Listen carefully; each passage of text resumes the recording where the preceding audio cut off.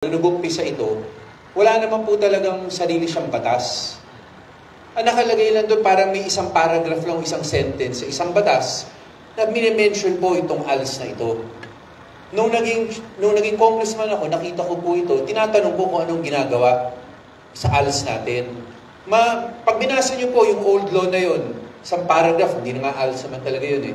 Nakasulat po doon na parang confusing, pwedeng maging academic, pwede maging parang skills training. Kaya sabi natin, hindi naman tama yun. Kasi karamihan po, especially dito po, nakikita naman natin, kahit yung mga katabi po ninyo, marami po sa inyo dito, sa totoo lang, dala ng sitwasyon sa buhay minsan, o minsan nagkasakit, hindi talaga napagpatuloy yung pag-aaral eh. Medyo inalagaan yung kapatid, o may anak, inalagaan po yun, nawala po dun sa regular schooling. Tinulungan niyo muna po ang ibang tao bago kayo. And nakita po namin talaga, ang totoo niyan, kailangan po niya ng sariling batas. At kailangan maliwanag sa batas na ang ating tutulungan dito ay functional literacy, hindi yung skills training. At kung mapapansin niyo po sa bagong batas na ito, hanggang grade 12 na siya. Dati, hindi naman naabot ng grade 12 eh. So, ang mangyayari po, kahit matapos niyo yung 4th year high school o grade 10, babalik ka pang grade 11 at grade 12 para makapunta sa kolehiyo. Kaya inayos po natin lahat po yun para masigurado po natin na merong additional pathway ang mag-aaral na Pilipino para umabot ng kolehiyo, university, or kaya at least mas marami siyang skills na nakuha. Mas maraming training. Kaya natutuwa po ako, si Ma'am Dulce sa totoo lang, isa talaga sa tumulak po na ma-implement ito. Si Ma'am Dulce po sa totoo, dati ka pa naman talaga na sa ALS. Pero sa totoong ALS po noon, hindi talaga ganun kabigat yung tingin ng iba eh. Pero sila Ma'am Dulce, tuloy-tuloy nun eh. Kaya natutuwa ako, with the new law now, sila Ma'am Dulce, si Ma'am Gayola, at syempre si Mayor Vico, talagang full support sa education natin. Talagang may kita po natin dito, nagkakaroon talaga ng pagkakataon ang bawat Pilipino na talagang mahilig naman talaga at gustong mag-aral. Makabalik, makadiretso hanggang kolehiyo. Pero sa totoo, no, hindi naman po itong batas para lamang sa inyo. Itong batas po na ito ay para rin sa bansa nating Pilipinas sa lungsod ng Pasig. Bakit po? Ang totoo niyan, kulang na po talaga tayo ng doktor. Kulang na tayo ng nurses. Kulang na tayo ng teachers. Kulang na tayo ng ininyero. Napakarami po na kulang na po tayo. Kaya kailangan po talaga natin yung kakayanan, yung talino po ninyo, makabalik sa mainstream, makapag-aral muli. Baka naman po, ma-encourage rin namin kayo, pagpatuloy nyo na po yan. Ituloy nyo na po sa university, sa colleges, maging doktor, maging nurse, maging teacher, maging ininyero, maging abogado. Kailangan po talaga ng ating bansa ang napakarami pa po ng mga magtatrabahong profesional. Nasa inyo po talaga yung pagkakataon na yan. Ang totoo po niyan, today, more or less 18 to 20 graduations. Parang ang dami po, pakinggan parang ang dami magagraduate. Pero pag tinignan po ninyo yung buong Pilipinas, konti lang po nagagraduate. Maaari dito sa lungsod ng Pasig, marami. Pero sa buong Pilipinas, hindi po ganun karami rin. Marami pa rin po ang hindi talaga nakakapag-aral, nakakapagtapos. Kaya sa totoo lang, mukha kayong marami dito, pero konti pa rin po kayo. Kaya nasa sa kamay po ninyo, talagang umaasa kami na pagpapatuloy po ninyo itong ginagawa ninyo. Para sayang po makatulong kayo sa sarili po ninyo.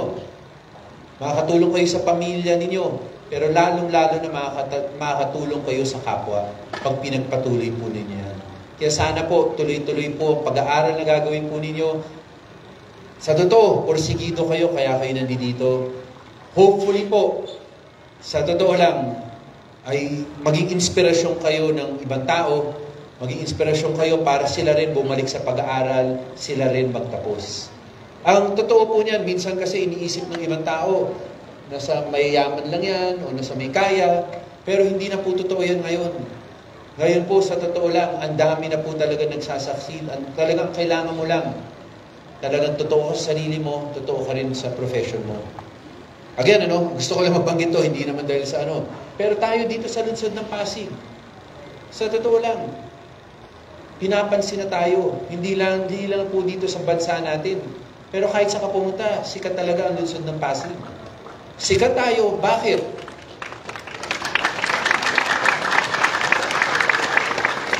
Kasi nagiging totoo po tayo sa tunay na trabaho.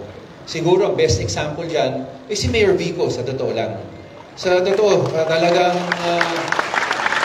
diretso, tapat talaga yung pagsiservisyo. At alam ko, maraming Vico rin dito sa mga nagtatapos dito. Kaya sana po, tuloy-tuloy po tayo sa ating mga teachers.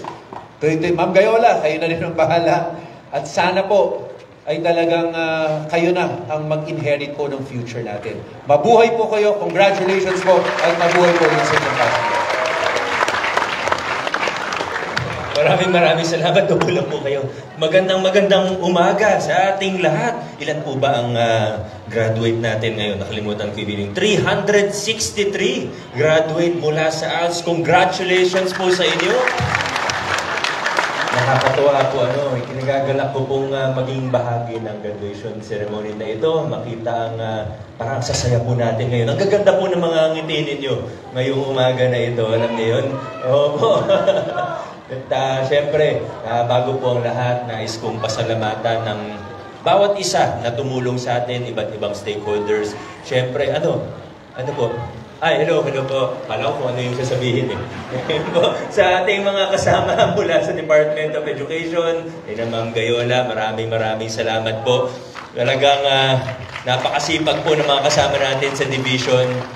Hindi ko na kayo mapapasalamatan sa bawat graduation, kaya kunin ko na yung pagkakataon dito habang maganda yung venue natin at naka-aircon po tayo. Sana hindi po kayo makatulog dahil malamig po at maganda ang natin. Medyo maswerte tayo sa venue natin dito sa Tanghalang Rizal. Meron sa ating DepEd medyo 40 graduations in 3 days po ang inaasikaso nila. Kasama din syempre ng mga staff natin sa LGU, sa pamunan ng EDUC unit natin. So mula sa normal na paghahanda para sa isang graduation, hanggang sa mga decorations, hanggang sa yung mga diploma natin at diploma holder, buti na lang umabot ng lahat. At sa inyo po ba, Ma'am Medina, umabot po? Umabot naman lahat. At naging mais hanggang sa pagkain pagkatapos ng graduation ay meron po tayo. So maraming salamat sa lahat ng tumulong sa atin, mga members ng local school board. Maraming siyempre sa City Council, represented ngayon ni Councilor Angelo, siguro maya-maya si Vice Dodot. Kaninang umaga nandito din si Vice Mayor Dodot. Pero siyempre kailangan ko din pasalamatan ng ika nga ni Ma'am Cheryl, ang ninang ng ALS sa lungsod ng Pasig, si Ma'am Dulce. Maraming salamat, Ma'am Dulce. Marami sa ginagawa natin. Talagang lahat ng ginagawa natin sa ALS, talagang si Ma'am Dulce. Siyempre, mga implementers natin, mga teachers natin sa iba't ibang barangay. Nasaan po sila? Nataas naman po ng kamay para makita ko po mga yan. Nandyan po, sa gilid po yung iba.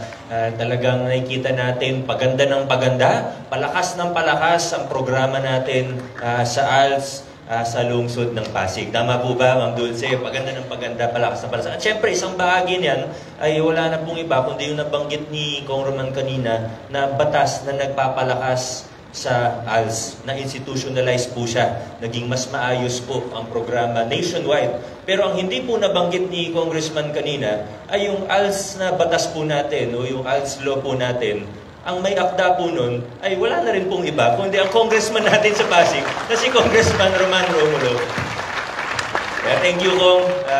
Talagang hindi niya nakakalimutan, una, education sector, pero mas specifically ang ating ALS. Kasi nakikita natin, marami na akong nakita na magandang produkto ng ALS. Gaya ng nabanggit na rin po kanina, ang bawat individual dito, iba-iba ang kwento, iba-iba ang pinanggalingan, iba-iba ang sitwasyon sa buhay.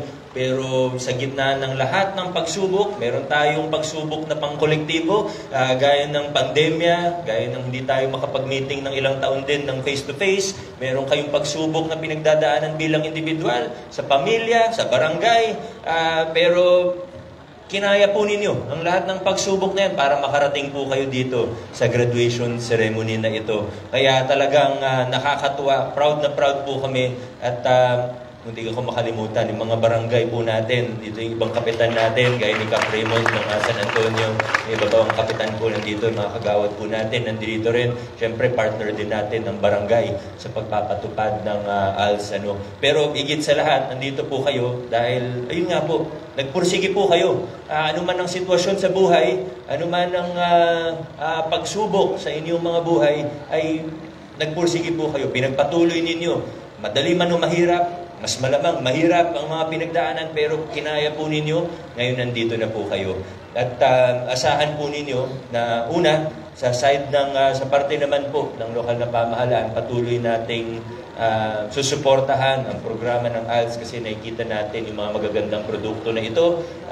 Hanggang sa senior high school natin, nakakatuwa kasi may permanent teachers na tayo for ALS senior high school. So, sigurado po yung iba sa inyo, sana yung iba sa inyo ay mapagdesisyonan din na ipagpatuloy ang inyong mga pag-aaral hanggang sa may mga sinabi ni Kong kanina. Tuloy-tuloy lang po. Asahan niyo po kung ano yung pwede namin maitulong. Hindi kami magdadalawang isip dahil talagang ang ganda ng nangyayari. Dumadami yung graduates natin. Junior high school at ngayon naman pati senior high school. At sa totoo, sa Pasig, isa po tayo sa mga nauna na nagkaroon ng graduation nung nakaraang taon para sa senior high school na ALS. At alam ko sa susunod, pag nagkaroon ng mga graduation, marami po sa inyo, makakasama rin po namin sa mga graduation natin for senior high school sa ALS po natin.